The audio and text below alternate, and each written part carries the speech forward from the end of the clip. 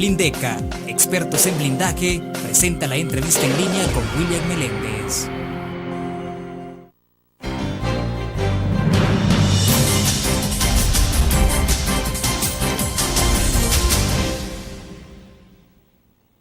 Viernes 4 de febrero de 2011, gracias por estar con nosotros en la entrevista en línea. Estamos transmitiendo en tiempo real desde la sala de redacción de la Prensa Gráfica. Les recuerdo a ustedes que pueden participar con su comentario o su pregunta a través del chat que está habilitado.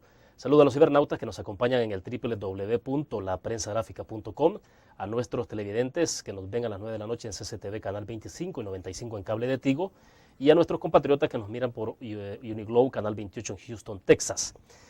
Con nuestro invitado de este viernes hablaremos de varios temas relacionados, algunos de ellos a la gobernabilidad política, el desarrollo de la democracia y la institucionalidad en el país.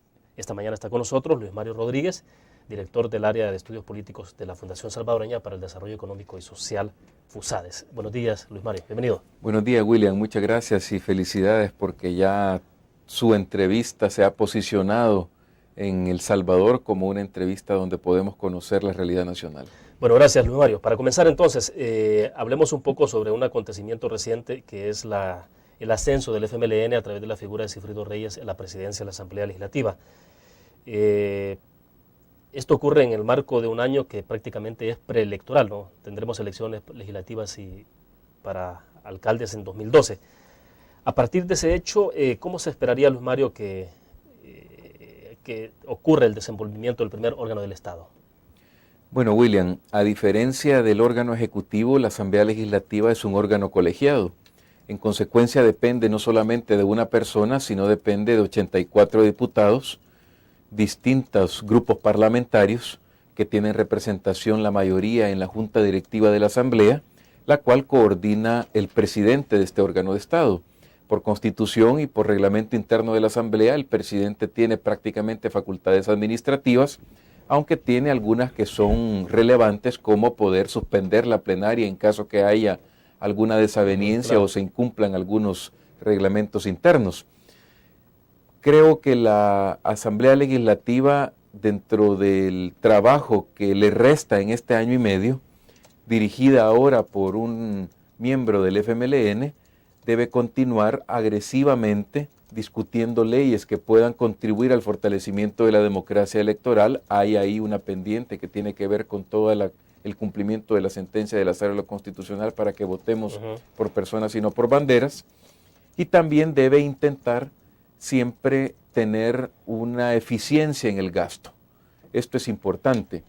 Que haya cambio de presidencia en la Asamblea cuando se lleva ya la mitad del periodo no significa que habrá un cambio relevante en la manera de continuarse comportando este órgano legislativo. El cambio en la Asamblea no depende del presidente. El cambio en la Asamblea Legislativa depende de un mayor control de los ciudadanos hacia los diputados. Y esto solo se va a lograr con la reforma electoral que obligatoriamente la Asamblea tiene que aprobar, dándole cumplimiento a la sentencia de la Corte. Ahora, Luis Mario, en el Parlamento, como hemos visto por muchos años, todo se define sobre la base de correlación de fuerzas, se impone la aritmética legislativa, más allá incluso de la razón o del convencimiento o de la argumentación que puedan tener las fracciones políticas o los diputados. ¿Cree usted que Sigfrido Reyes, como presidente de la Asamblea Legislativa, tendría las posibilidades de imprimir un giro? Obviamente usted ya dio unas luces de por dónde puede ir eso, pero entonces, ¿podría trascender Sigfrido Reyes? Bueno, el discurso del presidente entrante en la Asamblea Legislativa fue un discurso con dos matices. Uno, relevante, porque prácticamente transitó del discurso ideológico a uno de visión de país cuando dijo que va a fomentar la transparencia y que la Asamblea será el primer órgano que aplique la ley de transparencia y acceso a la información pública. Y también habló de intentar cambiar la actitud de los diputados frente a los ciudadanos, haciéndolos más responsables y tratando de redimir todo aquello que lamentablemente en la Asamblea se ha aprobado con dispensa de trámites.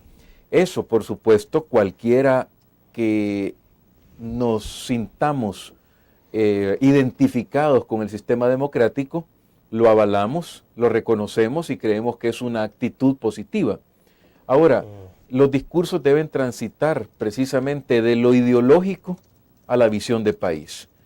Todas las reivindicaciones y simbolismos de figuras de izquierda y de mensajes que el presidente actual de la Asamblea envió, bueno, son mensajes hacia sus bases, mensajes ideológicos, que lo importante es que ya en el devenir del trabajo en el próximo año y medio se dejen a un lado y se aplique sobre todo la visión de país enfocada a aprobar leyes de consenso sin los famosos madrugones y sin utilizar de manera general la dispensa de trámite. Perfecto, vamos en este momento a nuestra primera pausa comercial. Volvemos.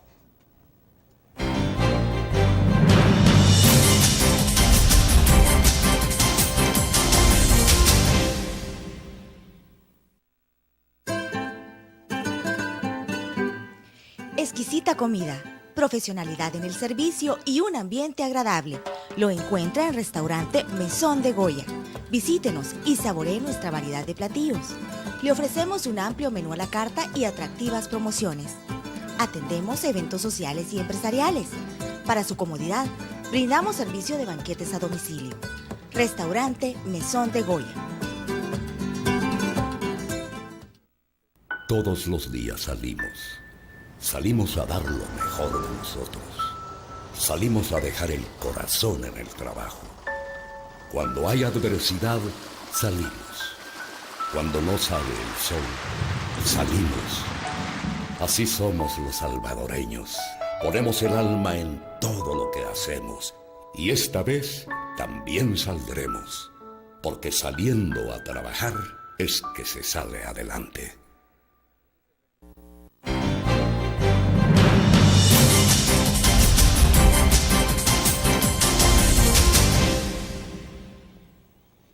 Está con nosotros en nuestros estudios Luis Mario Rodríguez del área política de FUSADES. Luis Mario, pregunto, si no se ve a un presidente de Asamblea Legislativa intentando revertir los avances que se puedan haber dado en términos de la democracia o de imponer una visión política o ideológica sobre las cosas, pregunto porque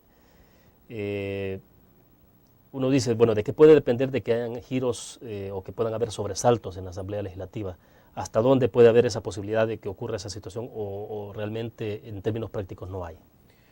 Bueno, hay que decir, William, que este año debería convertirse en el año que fortalezca la democracia electoral en el país. Porque si empezamos a votar por candidatos y no por banderas, eso va a traducirse en una respuesta más eficaz de los diputados hacia la ciudadanía. En este sentido, los diputados, incluyendo al presidente de la Asamblea, tendrían una responsabilidad mayor frente a los ciudadanos porque finalmente van a estar representando a una circunscripción específica y los votantes vamos a saber si están haciendo las cosas en beneficio de nosotros o no. En tal sentido, el nuevo presidente de la Asamblea, una de sus banderas, o quizás la más importante, debería ser la aprobación de la reforma electoral que nos permita votar por ciudadanos y no por banderas, en cumplimiento de la sentencia de la Corte. Luego, el presidente de la Asamblea es un vocero más. Hay 84 voceros adicionales. Cada una de las comisiones de la Asamblea Legislativa tiene sus vocerías. Claro. Cada uno de los grupos parlamentarios. Él representa a la Asamblea en los actos oficiales. Pero hay que decir que su participación es finalmente uno de 84 votos que pueden, claro, a través del liderazgo que él pueda imprimir, cambiar de alguna manera la imagen del órgano legislativo. Bueno, de hecho ayer el nuevo presidente de la Asamblea Legislativa, Sigfrido Reyes, ha confirmado que revisará la asignación de plazas. Se supone que no son más de 400 plazas las que hay ahí incrementadas en este presupuesto del ejercicio fiscal, sino que son más de 500, pero ha dicho que la va a revisar, incluso está diciendo de la necesidad de que las personas que están ya en tiempo de retiro, de jubilación, puedan pues, evacuar en la Asamblea Legislativa. O sea que hay como algunas señales en términos administrativos que pueden ser positivas, pero hay un punto que trasciende, Luis Mario, me gustaría conocer su opinión, y es en la relación que pueda haber de la Asamblea Legislativa, bajo la conducción de Sigfrido Reyes, con el Ejecutivo. Sobre todo partiendo de que en el pasado han ocurrido ciertas desavenencias o han sido públicas pues algunas contradicciones entre Sigfrido Reyes y el presidente Mauricio Funes. Sí, William, las relaciones ejecutivo-legislativo son una de las áreas que las ciencias políticas intenta explicar, observar y estudiar en aquellos países donde esta nueva ciencia se está institucionalizando. La relación entre estos dos órganos de Estado se mide en base principalmente a los vetos o las observaciones que el presidente de la República, en el caso de El Salvador, puede hacer de los decretos aprobados. No depende de los intercambios verbales o de discursos que puedan existir entre uno y otro presidente.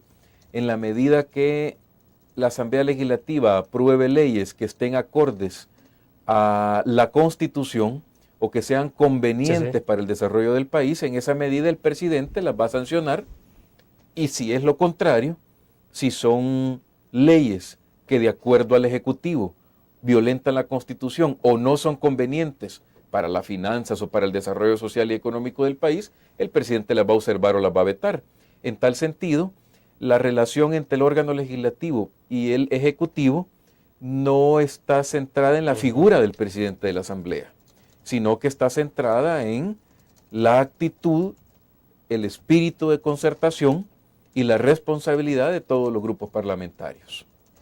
Es decir, que termina siendo irrelevante las diferencias que puedan tener de opiniones, de criterios o hasta de visiones políticas entre ambos presidentes. Efectivamente, de hecho lo han sido entre el gobierno cuyo titular es el presidente de la República y el partido que lo llevó al poder. Unos reivindicando el socialismo y otros reivindicando modelos como el brasileño, el chileno o el norteamericano. Y si bien eso tampoco es que sea positivo porque genera incertidumbre política, en el caso de la Asamblea Legislativa no tiene mayor relevancia respecto de los decretos legislativos que puedan aprobarse, vetarse u observarse por el presidente de la República. Bien, vamos a hacer otra pausa comercial. Al regreso me interesa que hablemos un poco de cómo se está observando el desarrollo, la evolución de la democracia y la institucionalidad en el país. Vamos a la pausa.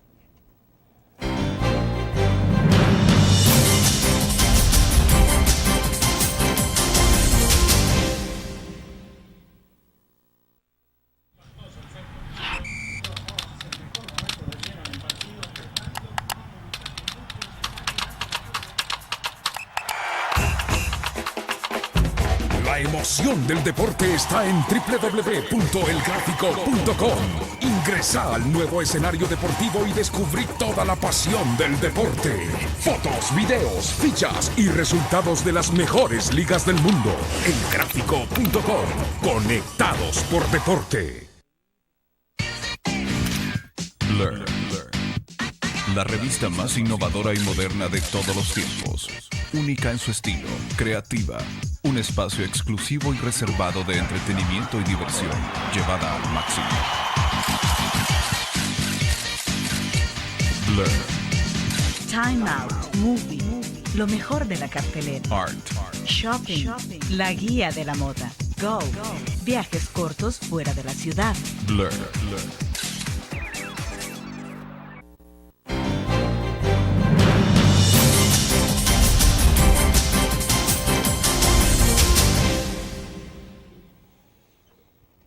Bueno, yo creo que es importante hablar un poco de cómo se encuentra la democracia, qué tan consolidada está la democracia en nuestro país, Luis Mario, y si hay suficiente institucionalidad para defender esa democracia.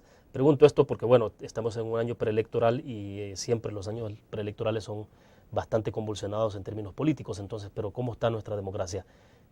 ¿Podemos hablar de una democracia saludable o en qué estado se encuentra? Bien, si tomamos como parámetro tres aspectos que distinguen los sistemas democráticos en el mundo, y estos son el aspecto electoral, el aspecto de libertad de expresión y el aspecto institucional, podemos considerar que el sistema democrático en El Salvador es un sistema que está funcionando y está transitando hacia su consolidación. Respecto de la democracia electoral, la Corte Suprema abrió las puertas a un cambio importante en materia de representatividad de los intereses de los ciudadanos en la Asamblea Legislativa. El hecho que ahora ya no estemos obligados estrictamente a votar por banderas, sino que podamos votar por candidatos en el partido de nuestra preferencia, es un cambio importante que hace 20 años, antes de los acuerdos de paz, era inconcebible que estuviésemos hablando de tal situación. Así que estamos perfeccionando y este es el año en que podemos dar un salto importante en la democracia electoral del país. En materia de libertad de expresión, creo que no cabe duda que todos los días vemos a distintos líderes de las diferentes fuerzas políticas, movimientos sociales, ciudadanos, hablando en los distintos medios en pro o en contra del gobierno de la República, en pro o en contra de los diputados, y eso hace que seamos probablemente uno de los países que tiene más libertad de expresión en el mundo, e institucionalmente tenemos debilidades que hay que ir corrigiendo. Las instituciones que crearon los acuerdos de paz no iban a fortalecerse por generación espontánea, sino que debimos fortalecerlas a través de reformas a la Corte de Cuentas, a la Corte Suprema de Justicia, la forma de elegir los candidatos, todo el tema del fortalecimiento de la Policía Nacional Civil. Pero tenemos instituciones y lo importante es que podamos identificar los problemas para fortalecerlos. Ahora, pero entonces, en el marco del análisis que estamos haciendo, ¿en qué plano queda justamente la resolución de la Corte Suprema de Justicia sobre de cómo se debe votar o cómo se debe elegir a los gobernantes?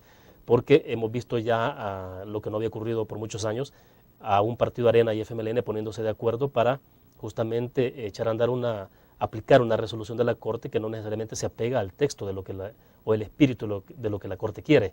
Entonces, ¿cómo quedan ese tipo porque de la Corte se puede dar un avance, pero de parte de la Asamblea Legislativa no?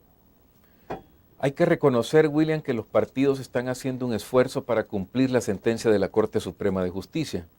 El hecho que hayan aprobado una ley para que existan candidaturas independientes en el país es un avance importante, independientemente que ésta pueda tener problemas de constitucionalidad y que tienen que ir a dirimirse a la Corte Suprema de Justicia. Pero hay un avance en el sentido que quien quiera participar en el 2012 de no haberse resuelto algún recurso que un ciudadano interponga ante la Sala de lo Constitucional sobre la ley que actualmente va a regir a los independientes, entonces un ciudadano podrá participar perfectamente en el 2012 si cumple esos requisitos, que si bien es cierto son requisitos altos, podrían llegar a cumplirse. Ahora, lo más relevante de la sentencia a nuestro juicio como FUSADES, lo hemos dicho en nuestros boletines, no son el tema de las candidaturas partidarias. Lo más relevante de la sentencia es que se nos permita votar por candidatos, por personas y no por banderas. Eso estamos esperando que la Asamblea Legislativa apruebe las reformas al Código Electoral para que podamos conocer el nuevo sistema de votación, el nuevo mecanismo para la asignación de escaños, que será importante que el Tribunal Supremo Electoral opine. Si los partidos ponen a competir los votos de la bandera con los votos de los candidatos, entonces tendremos una violación al espíritu de la sentencia de la Corte. Lo importante de esta sentencia es que los ciudadanos podamos prácticamente decidir cuál es el orden en que los escaños van a ser asignados, de tal forma que si en San Salvador, donde habrán 24 diputados, un partido propone a 24 personas en un orden específico, los ciudadanos podamos votar si queremos por el candidato número 24 y si él obtuvo más votos que el candidato número 1, entra el número 24 y no el número 1. Ahora, en los escenarios ideales, el ideal podría ser aquel escenario en donde el elector, el ciudadano, pueda escoger a los mejores candidatos de todos los partidos políticos y sacar los mejores. Es correcto. Pero no es eso lo que vamos a tener posiblemente en 2012, sino que será es decir, entre el mínimo y el máximo, como que nos estamos quedando con el mínimo. Muy bien dicho, el escenario ideal, y que lo hemos propuesto en nuestros boletines, es que se eliminen cocientes y residuos, de tal forma que pongamos a competir a los candidatos de todos los partidos para que ingresen a la Asamblea aquellos que hayan obtenido el mayor número de votos. Como probablemente los cocientes y residuos no se eliminen, aunque es una aspiración importante, entonces lo relevante es que si bien se permita votar por bandera, el voto por bandera sirve exclusivamente para totalizar el número de votos de ese partido y luego aplicarle esa fórmula matemática de cocientes y residuos, pero lo relevante que permite la sentencia es quién va a ocupar esos escaños que ganó ese partido en un determinado departamento. Lo deberían ocupar los candidatos que obtuvieron más votos. Si la bandera obtiene más votos que los candidatos, y entonces eso para los diputados significa que va a prevalecer el orden que el partido impuso, estaríamos violentando la sentencia. Ahora, en resumen, ustedes, a pesar de que los diputados no están obedeciendo al pie de la letra la resolución de la Corte, ustedes sí lo ven como un avance lo que se ha hecho. Sin duda alguna, el solo hecho que vayamos a tener la posibilidad de votar por personas hace que nuestra democracia electoral avance por lo menos una grada. Eso es importante. Y el hecho que exista la posibilidad, aunque en este momento con dificultades, que hayan candidatos independientes, también es importante. Aunque hay que decir, y la próxima semana ya sale público un boletín nuestro sobre las candidaturas no partidarias, en América Latina, William, el éxito de los candidatos no partidarios ha sido entre el 0 y el 1%. O sea, realmente es irrelevante. Muy irrelevante porque compiten con partidos que están arraigados en la sociedad. Y como FUSADES, hay que decirlo, lo que nos interesa es fortalecer el sistema de partidos porque a través de ellos los ciudadanos tienen una mejor representación. Lo único es con un sistema donde los ciudadanos podamos pedirles cuentas a los diputados. Claro, vamos a hacer otra pequeña pausa y volvemos con más.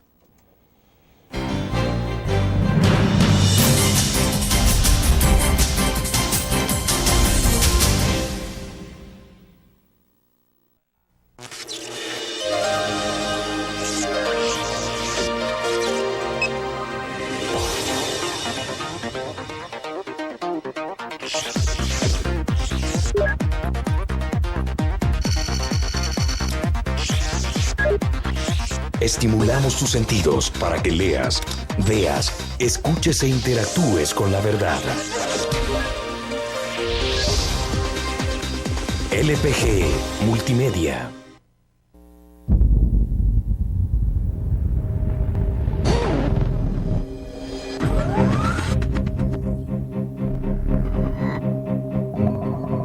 El inicio de una estrategia financiera desde los negocios y la actividad económica hacia toda Centroamérica.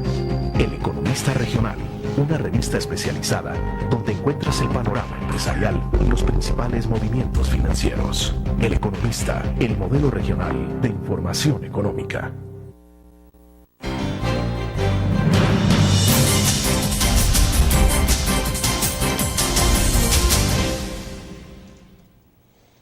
Luis Mario, puesto que estamos hablando siempre del tema de la democracia, de la fortaleza de la institucionalidad, voy a extrapolar un poco los ejemplos, pero creo que es importante verlo a la luz de lo que está pasando y lo que puede pasar en nuestros países, aunque digo, o sea, estoy extrapolando, y es el caso de lo que está ocurriendo en los países árabes, fundamentalmente en Egipto, Luis Mario, es decir, ahí hay una situación muy particular, pues estamos hablando de una dictadura, de un gobernante que ha estado por 30 años en el poder, pero quiero remitirme un poco más a las señales de cansancio que a veces se emiten desde la población sobre las democracias. Entonces, por ejemplo, las candidaturas independientes, bueno, se aplica la resolución de la Corte Suprema de Justicia, pero la manera que los partidos quieren, aunque las candidaturas independientes pueden ser un poco irrelevantes ya en términos de resultados y operativos, pues bueno, es como una válvula de escape que se da ahí, o sea, y eso creo yo que alimenta la democracia, el que haya en la olla, como decimos, ciertas válvulas que liberen presión. Pero, ¿qué tanto, digamos, se pueden ir acumulando o se han acumulado en el país señales de cansancio que puedan terminar llevando a la población a deslegitimar o a no sentirse tan cómodos con la democracia? Bueno, por suerte, William, y gracias a Dios, como usted muy bien lo menciona, todo lo que está pasando en Egipto, Túnez y otros países, lo que lo ha motivado es precisamente la existencia de dictaduras de hace más de 30 años que han cansado a la población y que están pidiendo democracia. En nuestro caso, si bien pueden existir frustraciones y necesidades no satisfechas, estas se han venido canalizando principalmente después de los acuerdos de paz a través de un sistema democrático que permite que lleguen diputados a la asamblea, alcaldes a los municipios y un gobierno presidido por el presidente de la República, que es al final de cuentas el que dirige la política nacional. Entonces, es ahí donde esas aspiraciones ciudadanas deben verse resueltas. Si no lo son, obviamente los ciudadanos lo que tenemos es la vía democrática para sustituirlos en las próximas elecciones o para utilizar la libertad de expresión y la libertad de movilización sin que ésta signifique una violación a los derechos de los demás para reclamar aquello que creemos que no se está cumpliendo. Luis Mario, pero la democracia, lo que tenemos en nuestro país en democracia también tiene sus retos y otros desafíos. Si bien no hay dictaduras, pero bueno, porque hablaba con un embajador esta semana, un embajador norteamericano, y justamente era el enfoque sobre, por ejemplo, la gente de alguna forma tiende a medir la democracia o su resultado a partir de cómo está su estómago. O sea, claro, otras personas quizás lo verán de manera integral y decir, bueno, hay que medir la democracia por la base del respeto al Estado de Derecho, la libertad de expresión y demás. Pero muchas personas, en términos generales, lo ven en función de cómo la democracia responde a sus necesidades inmediatas. El tema del empleo, la pobreza, la falta de educación. Por ese lado, entonces, ¿cómo estamos nosotros como país? Es correcto, gobernar en estos tiempos, William, es una tarea titánica, porque se tienen circunstancias complejas, principalmente en el área financiera, económica. Los precios del petróleo, el barril con esta crisis en el Medio Oriente ha llegado a más de $100. Los precios de los commodities, que son esos productos que nosotros mismos no cultivamos o no tenemos para exportar, y por lo tanto tenemos que importarlos y traerlos de otros países a precios altísimos, ¿ya? Como el algodón y otros más. Entonces eso hace que haya una presión importante, sobre todo en la canasta básica, en el nivel de vida de la población, en sus ingresos. En consecuencia, como gobernar es más difícil en estos tiempos, hay también que gobernar a través de una concertación con todos los sectores. No es buen negocio para un gobernante, para un presidente, alejar el apoyo que le puedan dar otros sectores. Por ejemplo, el sector privado, los movimientos sociales. En consecuencia, hoy día, más que enviar mensajes de distanciamiento, hay que enviar mensajes de reconciliación, porque lo que se necesita ahora es juntar la fuerza de todos los actores para generar empleo, para atraer inversión, para hacer que se dinamicen sectores importantes de la industria del país, para que haya una visión que nos permita entender que el Estado necesita más ingresos fiscales y ponernos de acuerdo en eso. Pero si lo que tenemos es, en cada discurso, del presidente de la República, en este caso, una vista al pasado o una recriminación al sector privado, lo que estamos entonces teniendo ahí, lamentablemente, no es un llamado a la unión, sino que es un llamado a la confrontación. Entonces, no es el estilo que los nuevos tiempos requieren para gobernar. Bien, haremos otra pequeña pausa comercial, volvemos.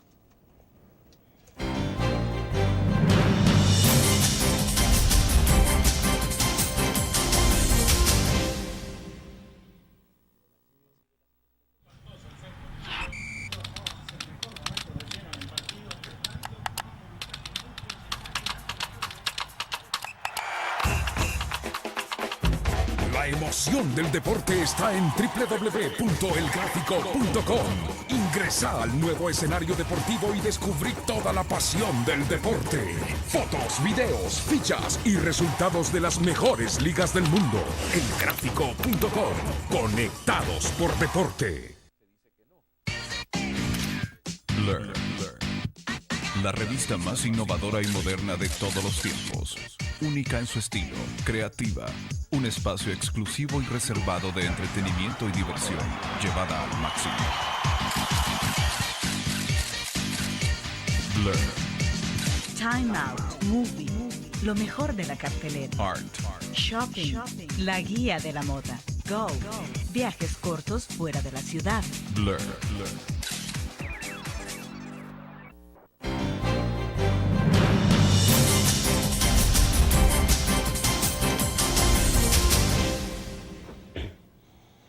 Luis Mario, a propósito de lo que está ocurriendo en el caso de Egipto y otros países como Túnez, por ejemplo, que ha pasado ya por una situación bastante turbulenta, decíamos, claro, ahí hay otros factores como el hecho de una dictadura de 30 años que ha ido acumulando, me imagino yo, mucha presión sobre la población, ¿no? Pero el detonante ha sido siempre el alto precio de los alimentos, la condición de vida de la gente. En el caso de El Salvador, obviamente, no tenemos una dictadura, pero sí hay una situación bastante compleja en el tema del costo de la canasta básica, que usted ya lo hacía referencia. No sabemos qué puede venir en los próximos meses. Se está hablando ya de una nueva crisis en el precio de los alimentos. Pero entonces, ¿cómo lidiar con ese tipo de situaciones que pueden derivar también en hechos?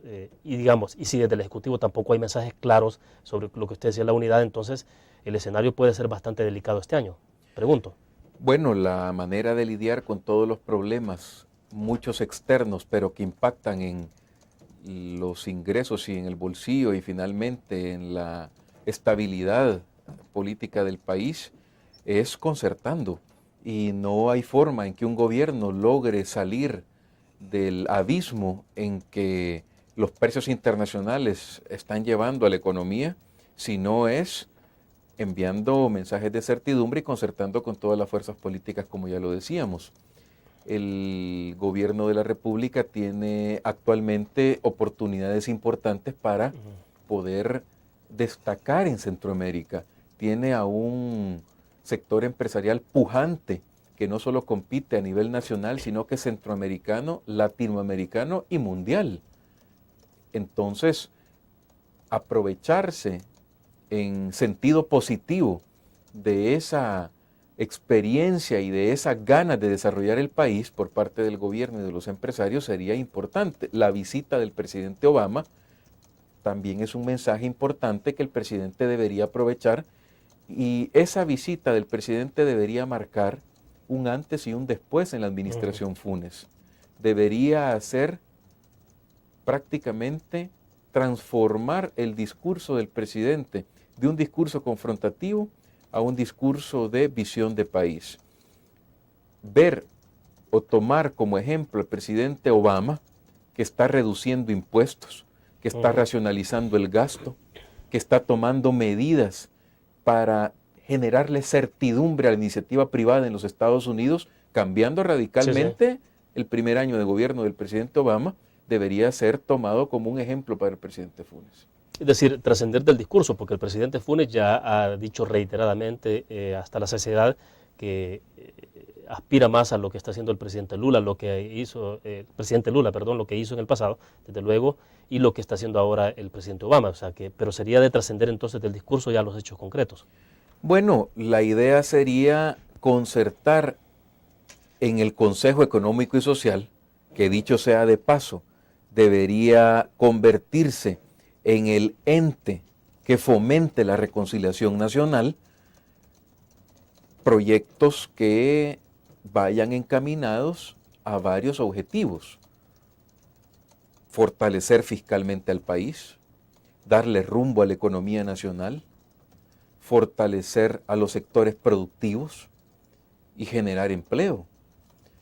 Pero el Consejo Económico y Social lleva año y medio sin dar un resultado concreto, y así como el presidente Obama está tomando medidas claras, reduciendo impuestos, el gobierno de la República debería lanzar un pacto de nación en el marco del Consejo Económico y Social que, entre otros aspectos, incluya el tema tributario. Pero es que un pacto fiscal no debería incluir solo el aumento de impuestos o de dónde hago llegar más recursos al Estado, que es lo que ha estado haciendo el gobierno a través de estas reformas aisladas en materia fiscal, sino que también decir, bueno, estos recursos en qué los voy a invertir, en qué plazo y cuál es el rédito que me va a dar en materia de educación, salud y más incentivos para los sectores productivos. Perfecto, vamos a otra pausa comercial y volvemos.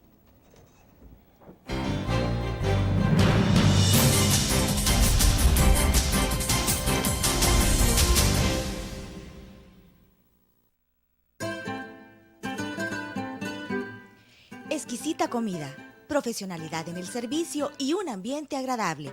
Lo encuentra en Restaurante Mesón de Goya. Visítenos y saboree nuestra variedad de platillos. Le ofrecemos un amplio menú a la carta y atractivas promociones. Atendemos eventos sociales y empresariales. Para su comodidad, brindamos servicio de banquetes a domicilio. Restaurante Mesón de Goya. Todos los días salimos. Salimos a dar lo mejor de nosotros. Salimos a dejar el corazón en el trabajo. Cuando hay adversidad, salimos.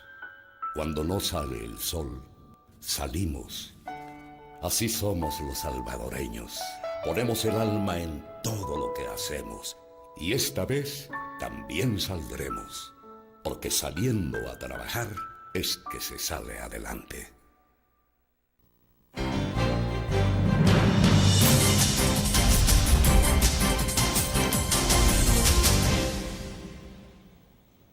Bueno, un par de comentarios en el marco de lo que estamos conversando con Luis Mario Rodríguez de Fusades. Daniel Cifuentes dice, siendo honestos, los partidos políticos no representan los intereses ciudadanos, sino intereses de grupo. Yo prefiero candidatos independientes, que podrían ser la balanza de poder. Saludos. De ahí Selvin Fermán nos escribe también, dice, saludos William para ti y tu invitado. Luis Mario, lo admiro mucho. Bueno, un comentario más personal, digamos, sobre la simpatía, gracias. Luis Mario. El otro tiene que ver ya con la cuestión de las candidaturas independientes. Bueno, las candidaturas independientes, sin duda alguna, son un avance democrático para cualquier nación que se diga tener o aspire a tener una democracia consolidada. Ya hay una legislación, los movimientos en la sociedad civil no están de acuerdo con varias de las condiciones que se han incorporado. Nosotros como Fusades, la próxima semana, como les repito, vamos a dar a conocer un boletín donde comparamos nuestra regulación con la regulación en América Latina y efectivamente hay algunos aspectos que van a hacer cuesta arriba la participación de los independientes. Ahora bien, en una democracia los independientes son la respuesta a la falta de credibilidad de los partidos políticos. Pero aún con esa falta de credibilidad de los partidos, en Latinoamérica, por ejemplo, el Latinobarómetro dice que los ciudadanos no ven a la democracia sin los partidos políticos. ¿Cómo podemos ayudar a perfeccionar a los partidos políticos? Haciendo, por ejemplo, esta reforma electoral que la Corte Suprema ha dado, donde si bien los partidos van a seguir existiendo y proponiendo sus candidatos, somos los ciudadanos los que podemos decir, mire, a mí de los 24 diputados que ha propuesto X partido para San Salvador, me gusta el número 18, no me gusta el número 1. Entonces, en ese sentido, obligamos a los partidos a que presenten mejores candidatos. Y también ya no son un relleno algunos candidatos, por ejemplo, por San Salvador, donde los partidos a lo sumo pueden aspirar a obtener 9, 10 u 11 diputados. Por lo tanto, del diputado número 12, del candidato número 12 al número 24 son o eran rellenos. Ahora no lo serán, porque inclusive el número 24 puede obtener votos, aunque sea el de su madre, pero lo puede obtener. Claro. Vamos a ver otras preguntas o comentarios que nos llegan a través del chat. El líder de Solidarios de El Salvador dice, buenos días William y saludos para tu invitado. ¿Cómo podemos los jóvenes organizados incidir en las tomas de decisiones del Estado? Muy buena pregunta. Hay una efervescencia positiva de la juventud en El Salvador por participar en el desarrollo nacional, no necesariamente en política. Los jóvenes han sido en muchos episodios históricos, digamos, recordemos unos recientes, por ejemplo en Venezuela, que impidieron la reforma a la Constitución, donde iba a haber una perpetuidad en el poder por parte del actual mandatario de ese país, los que lograron impedir esa reforma. En tal sentido, para los jóvenes ahora hay movimientos de la sociedad civil, por ejemplo, Medio Lleno, por ejemplo, uno que se llama Creo, otro que se llama Pro Un Mejor El Salvador, que tiene sus páginas web y que podrían perfectamente los jóvenes ingresar a esa página web, pedir información y luego incorporarse. Ahora, tampoco debemos demonizar a los partidos políticos. Los jóvenes tenemos una obligación con el país de incidir y de crear un mejor entorno económico y social. Lo que sucede es que está tan polarizado en nuestro país que una vez una persona ingresa a un partido político, sus opiniones se manchan de ese color. Claro. Ahora, si se está decidido a defender los objetivos principalmente del país, aunque se esté en un partido y se corra ese riesgo, hombre, las posibilidades que un joven con liderazgo tiene de incidir es importante, ¿verdad? Bueno, pero hay que reivindicar la política, hay que reivindicar a los partidos políticos, ¿no? Sin duda alguna, porque allá donde han hecho que los partidos ya no existan, pues hombre, lamentablemente han llegado líderes mesiánicos que se están entronizando en la presidencia de la República y están haciendo que la democracia se venga para abajo, y varios países sudamericanos son un ejemplo de ello. Bueno, pero la entronización la observa uno cuando es a los altos niveles, es decir, la presidencia de la República, pero en los partidos políticos, incluso en el país, ocurre. Y justamente acá nos dice Moisés Rivera, que escribe de San Salvador: nuestra democracia y sistema político necesita urgentemente el relevo generacional. Aquí en El Salvador la Guerra Fría no ha terminado, dice. Bueno, es una manera bastante dura de decirlo, pero el amigo tiene en cierta medida la razón, porque lo que hay es un grado de polarización bastante alto. De hecho, estudios que ha realizado la Universidad de Salamanca dicen que El Salvador es el país más polarizado. Por eso algunos preferimos buscar entidades donde nuestras sugerencias, análisis y recomendaciones son vistas sin un color político, porque hace que nos abstraigamos de esa confrontación que hay. Ahora, la confrontación y todo este tema de disputas y discusiones entre partidos tampoco debe llevarnos a que eso no es posible resolverlo. España tiene una cantidad de crispación política enorme. Eso es sano, exacto, siempre y cuando no tenga como consecuencia el paralizar al país. Si luego las disputas y las discusiones y la falta de concertación o la confrontación, mejor dicho, nos llevan finalmente a que se apruebe algo, bueno, en buena hora, ¿no? Bueno, pero esto de las viñetas nadie está exento, porque Armando nos escribe de San Miguel y dice: se mantendrá la alianza entre FUSADE, SANEP y el Partido Arena. O sea, aún de lo que estábamos hablando hace unos minutos, ¿no? O sea, siempre hay una tendencia a ver las cosas con viñetas políticas o ideológicas. Es precisamente de lo que padecemos en el país y que ojalá vayamos avanzando. El hecho que una institución como la nuestra, que tiene más de 28 años de existir y que ha señalado siempre a los partidos políticos y a los gobiernos la manera correcta en que debería dirigirse el país, eso hace que la credibilidad sea fuerte. Nosotros podemos estar a favor de una política que promueva la izquierda y no por eso somos de izquierda, o a favor de una política que promueva la derecha y no por eso somos de derecha. Somos pro sistema, no pro partido. Y hay que decir algo: las gremiales empresariales y los centros de pensamiento hemos estado en el país, algunas hasta casi por 100 años. La Cámara de Comercio está por cumplirlos. Otras como la ANEP, 40 años.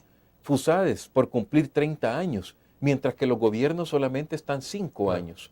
Y eso hace que nuestras opiniones trasciendan en el tiempo, no sean para un gobierno específico. Bueno, vamos a otra pausa y regresamos con más de la entrevista en línea.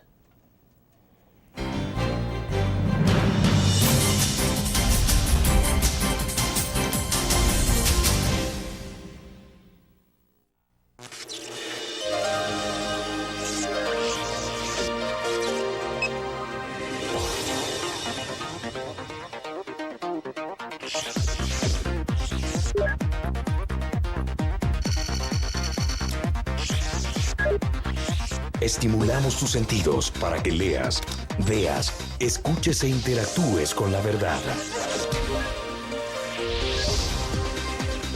LPG Multimedia.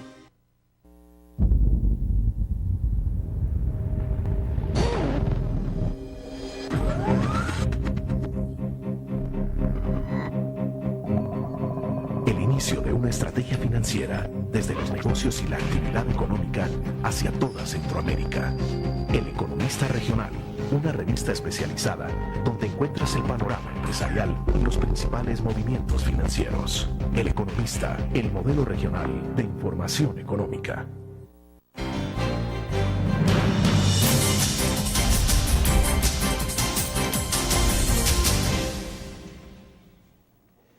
Hay una pregunta que la leo por respeto a nuestro cibernauta que nos ha escrito, pero no sé si está en sus posibilidades de responderla, porque dice Carlos, quisiera saber la razón del por qué los costos de los combustibles actuales comparados con los máximos históricos.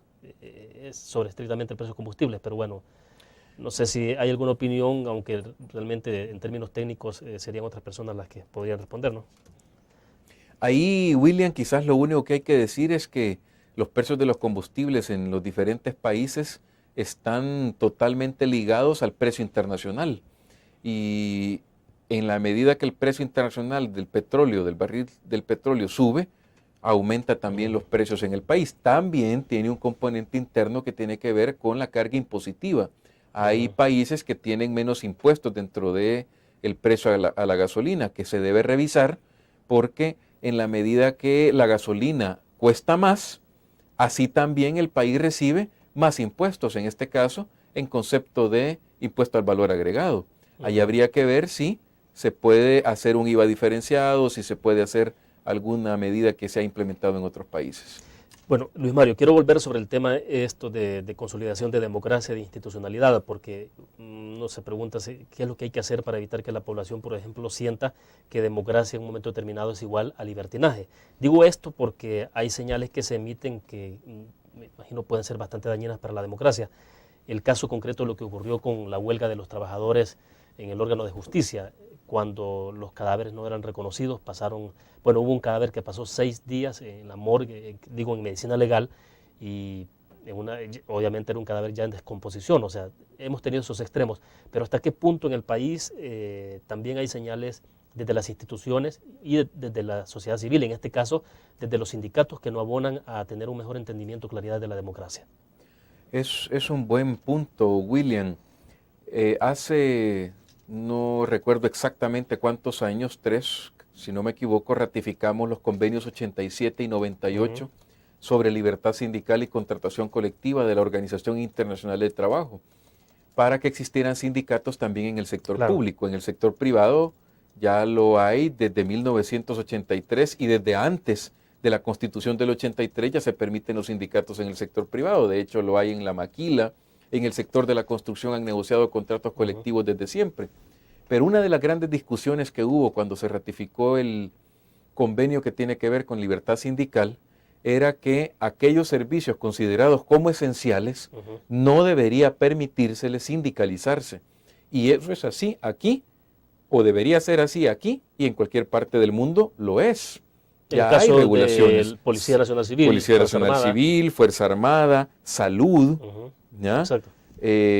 Protección civil, que tiene que ver con el tema de catástrofes naturales que pueden ocurrir en cualquier momento, todo el tema de aquellos que estén prestando seguridad en los centros penitenciarios, porque son servicios que no pueden detenerse y ellos deberían tener un tratamiento, como de hecho lo tienen en otras partes del mundo, diferente a otros sectores públicos, porque si no vemos lo que efectivamente usted estaba describiendo, un irrespeto a la dignidad del ser humano, inclusive muerto, cuando su cadáver no se reconoce, y a la memoria de esa persona y a la lástima y al dolor de los familiares, como lo pudimos ver la semana pasada. Esta huelga o intento de huelga fue similar a la que tuvimos allá durante la administración Flores en el Seguro Social, donde mucha gente se quedaba sin operar o sin ir al seguro, donde se tuvieron que montar clínicas en la Feria Internacional porque no se permitía los servicios esenciales de salud. Entonces,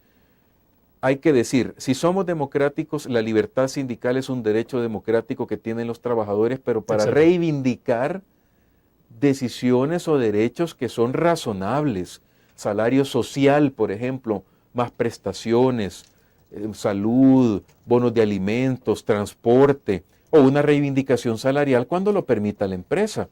Y eso también debe hacer que los empresarios revisen sus políticas de responsabilidad social para tener a los trabajadores también satisfechos. Pero un sindicalismo que se preste a juegos políticos o un sindicalismo que reivindique acciones irracionales de aumento de salarios cuando no hay posibilidad de hacerlo y cuando ya hay una política salarial, como en el caso del órgano judicial alta, no debería ser permitido en el país. Bueno, de hecho, la ministra de Trabajo nos confirmaba la semana pasada en este segmento, por ejemplo, en este espacio, que el año pasado se autorizaron 55 sindicatos en el sector público y 45 en el sector privado. Es decir, en el país hay libertad sindical, o sea, pero también se lleva al extremo. Bueno, vamos a hacer otra pausa comercial y volvemos con más de la entrevista en línea.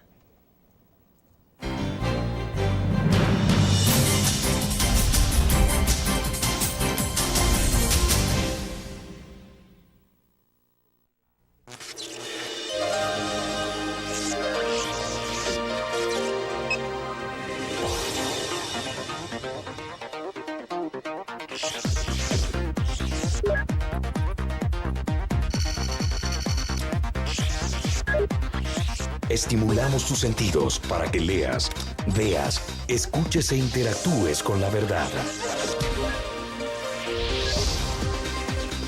LPG Multimedia.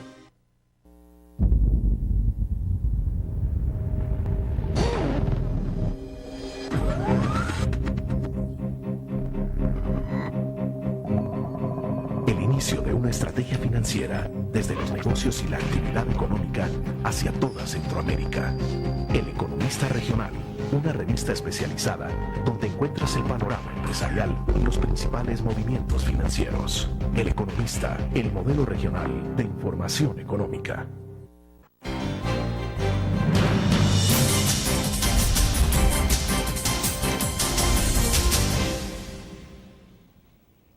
Bueno, en los próximos dos segmentos que nos quedan, Luis Mario, me interesa que hablemos de dos temas. Uno es lo que ocurrió en esta legislatura, que concluirá el próximo año con las elecciones de 2012, pero que tiene que ver con el transfugismo. Y le decía, bueno, leí un poco el análisis que ustedes han hecho sobre ese tema, que me parece una reflexión interesante que la abordemos en este momento. Y el otro es sobre las elecciones de 2012, cómo se están perfilando, cómo lo ven ustedes que está evolucionando esto.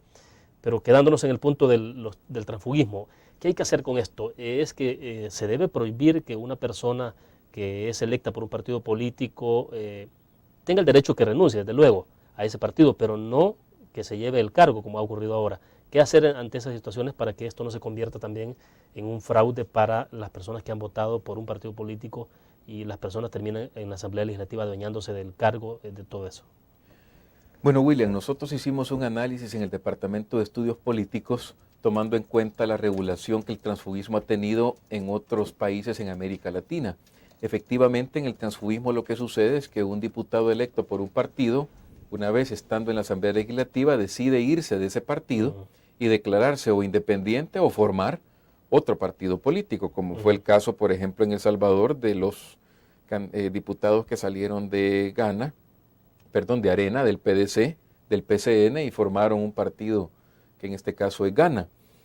Hay que ir a la Constitución de la República de cada uno de los estados para conocer cuál es el tratamiento que la Constitución le da a los representantes del pueblo en la Asamblea Legislativa. En nuestro caso hay una disposición constitucional, el 125, que establece claramente que una vez electos los diputados no representan un partido político, sino que al pueblo entero. Sí, sí. Ahí hay una discusión que en su momento tendrá que hacerse para saber si esa disposición constitucional impediría una regulación que prohíba el transfugismo en el país. ¿Hay países que prohíben a nivel constitucional eso? Es correcto, hay países como Bolivia y Ecuador que prohíben el transfugismo y que sancionan el transfugismo expulsando a los diputados tránsfugas, no solo del partido, sino de la Asamblea Legislativa. Les quitan su representación en la Asamblea Legislativa. Hay otros que lo tienen solo a nivel de proyectos de ley y hay otros que lo tienen a nivel jurisprudencial. Hay que decir que la mayoría de intentos de regulación para prohibir el transfugismo ha fracasado en América Latina y ha tenido éxito en estos dos países en Sudamérica que le menciono. Quizás lo relevante en este caso para evitar el transfugismo viene desde la reforma electoral. Volvemos a ese punto que tiene que legislarse pronto para que sea la que rija la manera de elegir diputados en el 2012, porque en la medida que un diputado es electo por un partido en el que el ciudadano votó por él como candidato, como persona de ese partido, entonces ahí esa persona va a estar siendo vigilada por los ciudadanos en cuanto a su comportamiento. Que es el caso de los senadores o congresistas en Estados Unidos, ¿no? Que ellos votan incluso en algunos momentos en contra de la decisión de su partido, porque ellos responden al electorado del Estado que representan. Es correcto, y eso no significa que o no hemos visto demócratas saliendo. O sea, en algunas ocasiones muy excepcionales se ha dado. Pero lo que sucede allá en los Estados Unidos, en ese modelo, es que no hay un régimen disciplinario interno en los partidos tan rígido. Y eso creo que es importante que los partidos lo puedan reflexionar. Eso no depende de una ley, depende de una visión de cómo se va a manejar, por ejemplo, un grupo parlamentario en la Asamblea, porque en la medida que los diputados tienen libertad de conciencia para dar su voto, en esa misma medida ellos pueden perfectamente votar o no cuando están viendo una determinada ley, y eso es una consecuencia menor a que finalmente, como no los dejaron votar o como no les dejan libertad de conciencia, aunque siempre respetando los principios del partido, mejor deciden salirse. ¿Ya? Entonces, ahora, pero sí lo que tenemos en el país es un fraude. O sea, lo que tenemos en el país es un fenómeno que no es nuevo, pero que en esta legislatura fue de magnitudes bastante grandes, que le está permitiendo, principalmente al gobierno de la República, aprobar leyes y tener un nuevo partido que le permita llegar a la mayoría simple.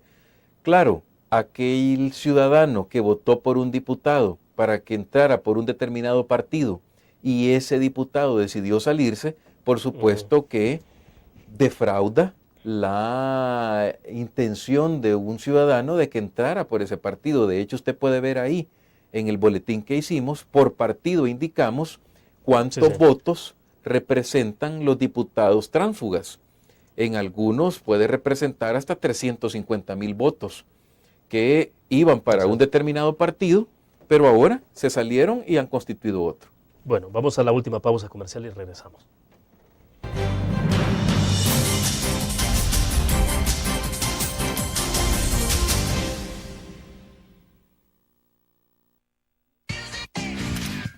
Learn. La revista más innovadora y moderna de todos los tiempos. Única en su estilo, creativa. Un espacio exclusivo y reservado de entretenimiento y diversión, llevada al máximo. Learn. Time Out, Movie, lo mejor de la cartelera. Art. Shopping, la guía de la moda. Go, viajes cortos fuera de la ciudad. Blur.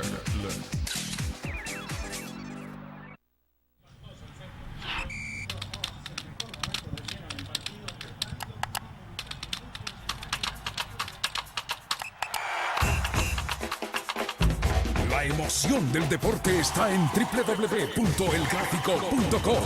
Ingresa al nuevo escenario deportivo y descubrí toda la pasión del deporte. Fotos, videos, fichas y resultados de las mejores ligas del mundo. Elgráfico.com. Conectados por deporte.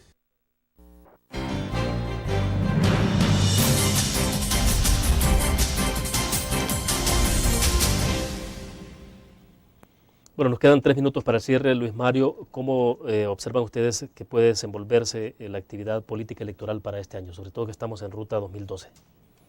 Bueno, lo negativo de un año preelectoral, y así lo indicaba el último informe de estudios económicos y sociales que presentó el departamento en FUSADES el día de ayer, es la incertidumbre que genera y en consecuencia hace que los inversionistas tengan mesura en generar empleos y nuevos negocios en el país. Eso lamentablemente en los próximos 3 años, el actual, el 2012, el 2013 y el 2014, que tendremos presidenciales, tendremos ahí un freno de mano, como bien decía un economista en el Departamento de Estudios Económicos, a la economía y al crecimiento económico. Ahora, el 2012 se presenta como un año electoral con nuevas reglas electorales.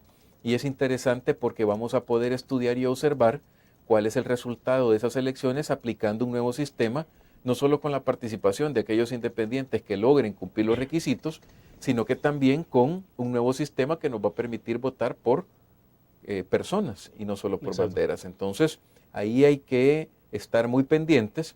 Hay nuevas reglas, vamos a tener una nueva distribución de escaños por circunscripción electoral porque se va a aplicar el censo 2007. Y hay que decir también que es importante la aprobación de la ley de partidos políticos, ojalá antes de abril del presente año, para que haya ya una regulación antes del 2012. una democracia electoral no está completa sin ley de partidos políticos. ¿Por qué? Porque no tenemos regulado correctamente el financiamiento, estamos hablando de muchos temas sobre crimen organizado y puede haber lavado de dinero, no tenemos regulado la democracia interna en los partidos, no tenemos regulado el acceso a medios por parte de los partidos políticos para que haya oportunidad también para los partidos minoritarios, y hace falta también transparentar todo el tema de promesas. Claro. Bueno, se nos agotó el tiempo. Luis Mario, le quiero agradecer que haya compartido con nosotros. Muchas gracias, William. Muy amable. Bueno, terminamos la entrevista en línea. Les invito a que nos acompañen el próximo lunes a la misma hora con otra interesante entrevista más. Buenos días.